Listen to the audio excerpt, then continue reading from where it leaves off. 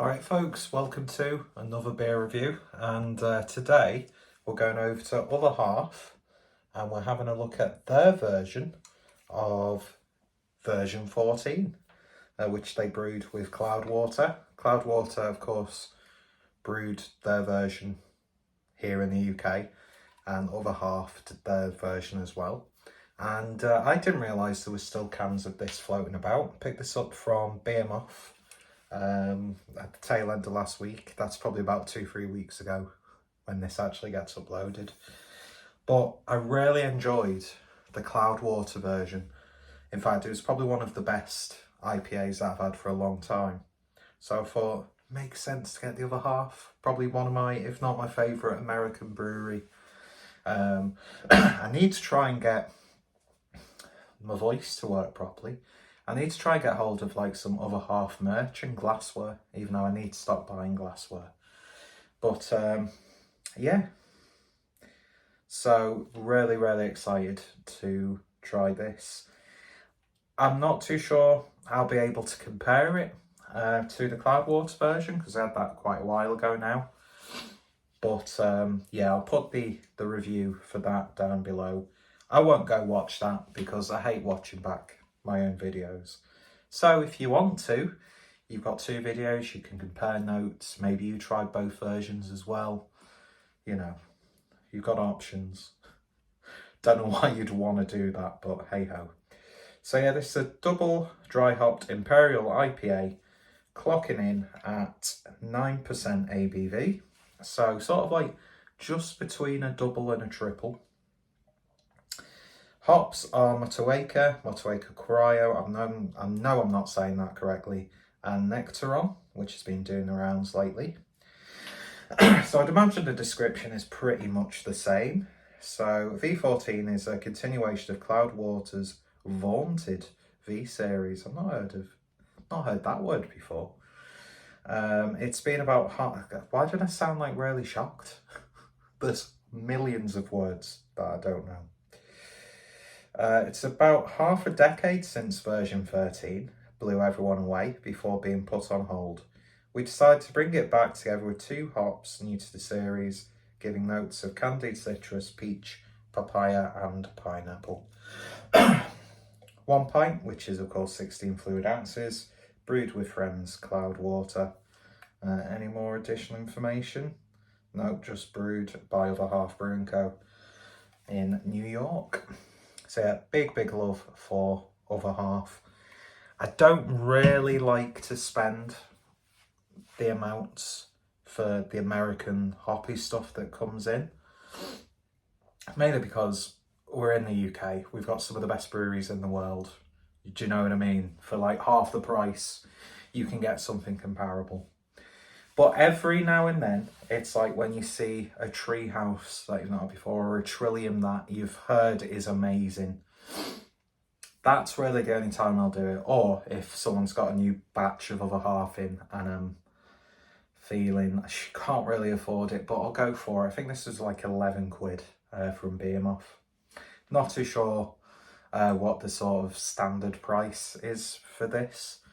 Let's see. But every now and then, do you know what I mean? It's like when you go out for something to eat and you go to somewhere a little bit more, you know, posher or expensive or trendy, or if you're trying to impress someone.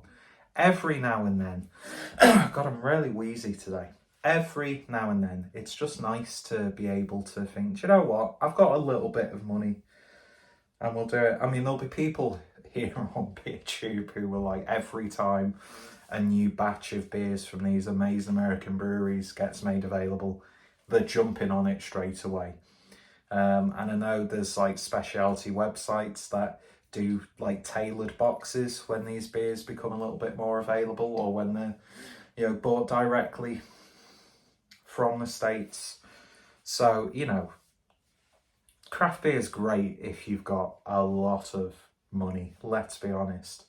But as I said, you don't always have to break the bank. And I think this is just me trying to justify paying for this.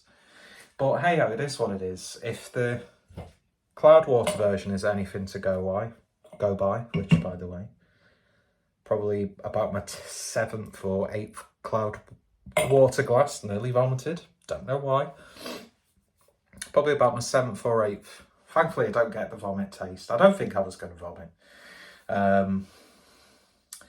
But yeah, probably just a little bit gassy. I had fish and chips for tea, so might have to do a handstand like Seaside Mark reference. So yeah, brand appropriate glassware. Let's see how long this glass lasts.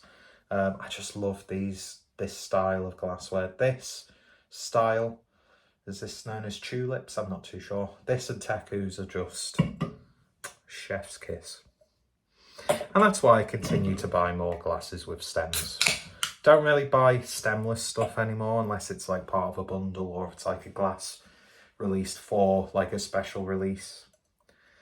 In fact, I need to try and start offloading some of me glasses that I don't really use anymore, because they're just taking up space.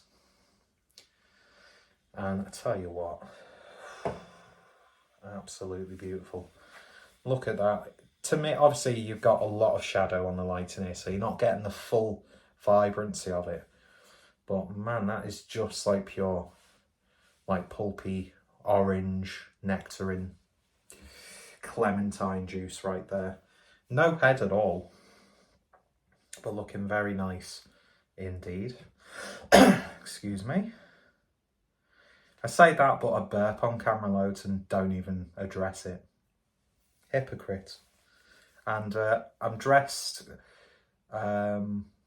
Today's outfit is sponsored by Werther's Originals. It's that time of the year. It's cardigan, it's jumper, it's sweatshirt, it's turtleneck time. My time to shine. Anyway, you know, your hipster granddad. So let's see what we got on the nose. It just looks fantastic, doesn't it? On the nose then. Oof. It's got more of a tropical sort of aroma in general. Yeah, definitely getting the, you know, your likes of papaya and passion fruit. Thankfully, not really mango-y. I'm so sick of mango as a flavour and an aromatic. More of the softer, sweeter citrus fruits, I'd say. Pineapple chunks. You know, the fruit salad mixes you can get in tins. I used to love drinking the liquid out of them. He's probably already told this story about 100 times. Oh man, that smells absolutely wonderful. It's got like a little bit of potency to it. Oh man. Anyway, let's give it a taste. Cheers, folks.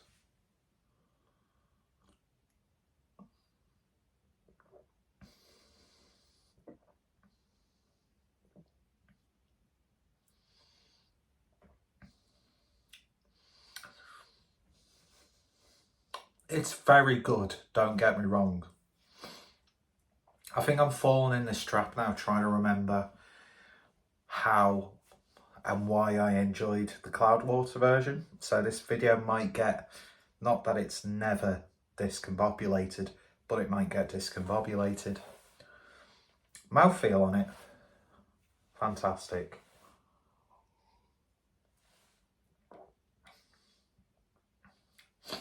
There's a little bit of sharpness there, I'd say. I mean, I looked at the can before, but didn't actually give you the dates, did I? So I don't think it's far from fresh. The 1st of August, I'm guessing, at 7 minutes to 2 in the afternoon. So I know, right off the bat, it's not going to be the freshest. It's got a couple of months on it, but from past experience, especially with other half, even if you get a slightly older can, I've yet to have one that tastes like an old can. I mean, he's talking about it again, but when I first had Triple Miler Daydream, that can was quite old, but still so flavoursome. And I think It's not only, you know, a testament to the way we package beer. Why am I referring? I'm not in the industry. The way that beer's being packaged now and stored and shipped over, but also just like through brewing techniques, I'd imagine, getting them as fresh and as long lasting as you can, especially with hoppy beers. So 9 times out of 10 now, if there's a shelf turd and it's a can and it's hoppy, you're still going to get a really good experience. Probably not going to get like a true representation of what that beer is trying to be or what it was offering. But then again, sometimes with beers like this, if you have them too early, they're just very, very harsh and green and abrasive, especially towards the back end. This kind of has like a green hot burn character to it.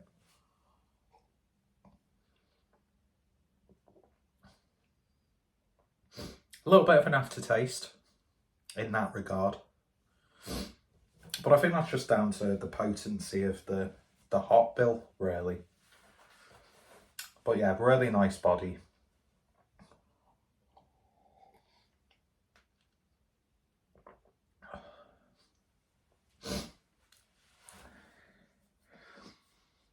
I'm definitely, there's like a very specific, I don't know if anybody else will agree with me on this, but Cloudwater, even though it's not brewed by Cloudwater, I'm not sure if the recipe differs slightly or if they're treating the water so it's exactly the same and blah, blah, blah, if it's just like an interpretation.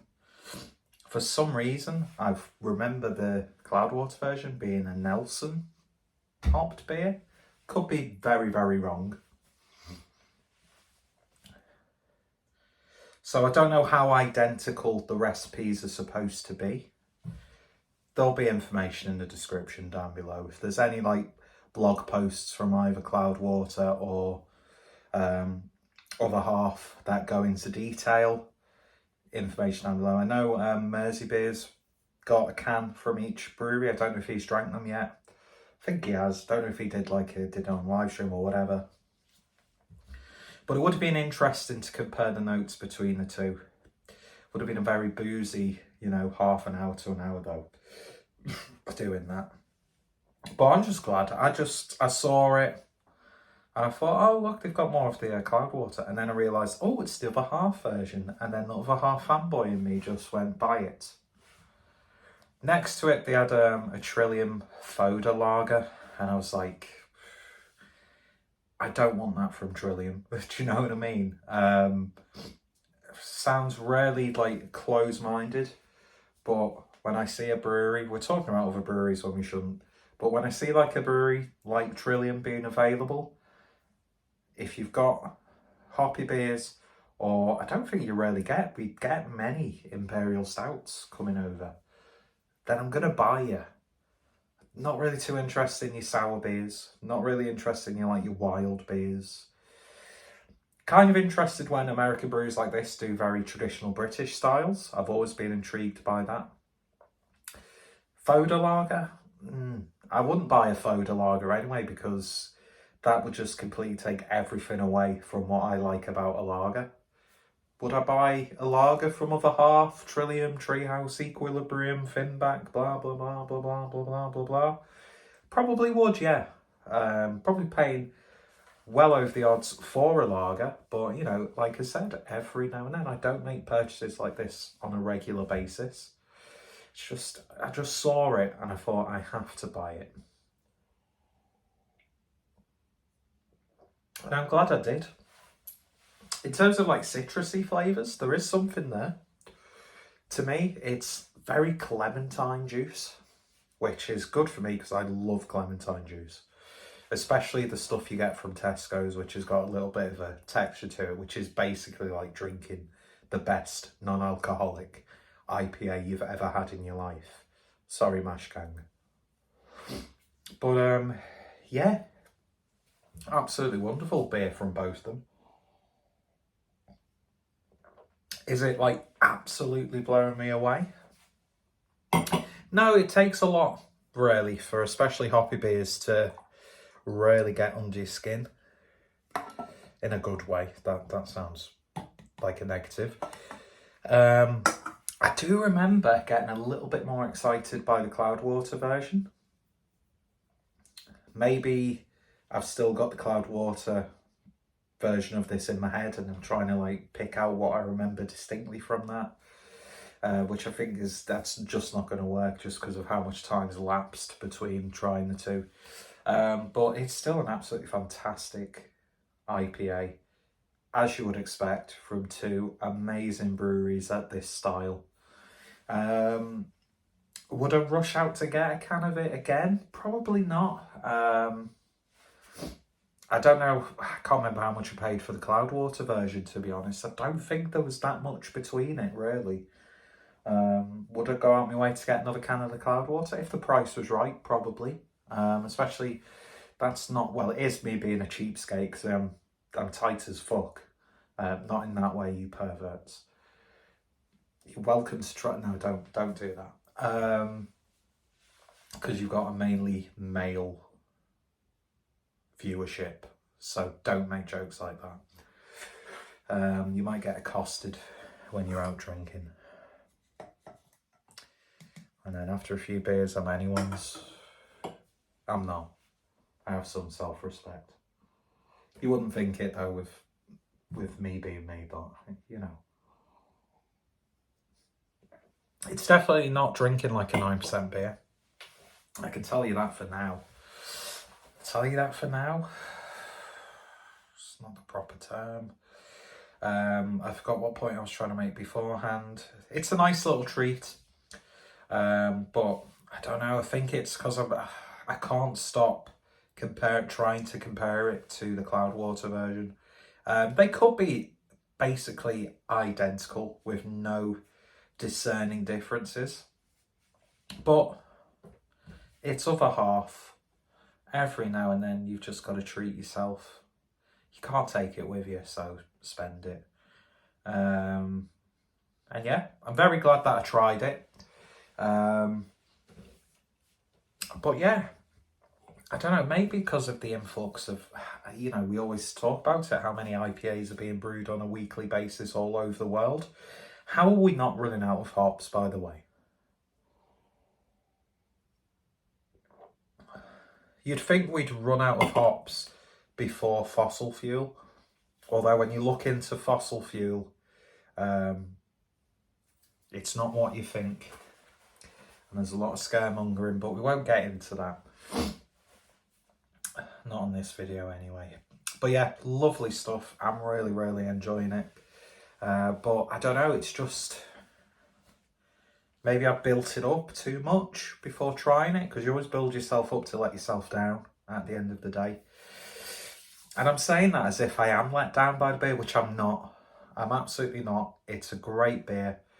I would recommend, if you've not tried it and you see a can of it, pick it up, treat yourself, have a go of it. But yeah.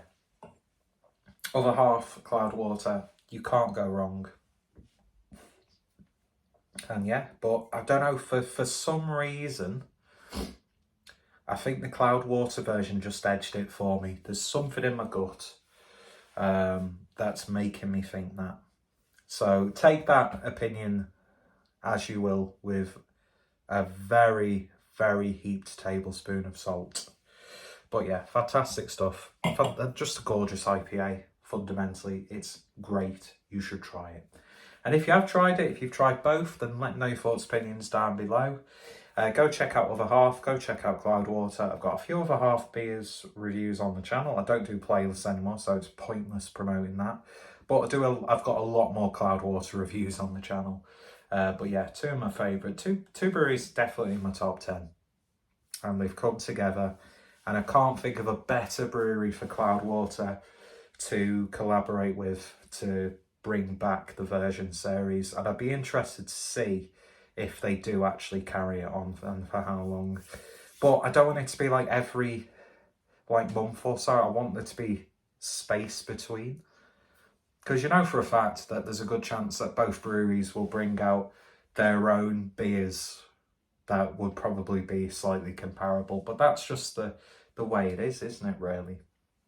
Some of these hyped beers, and there's beers from the same breweries which are probably just as good, if not better, that don't get like the hype and don't get a big release behind them. So yeah, it's just, and that makes this interesting really. Anyway, I'm just waffling now. Links in the description. Thank you for watching, and I shall hopefully see you later. And now I'm off for a Worders original. Bye bye.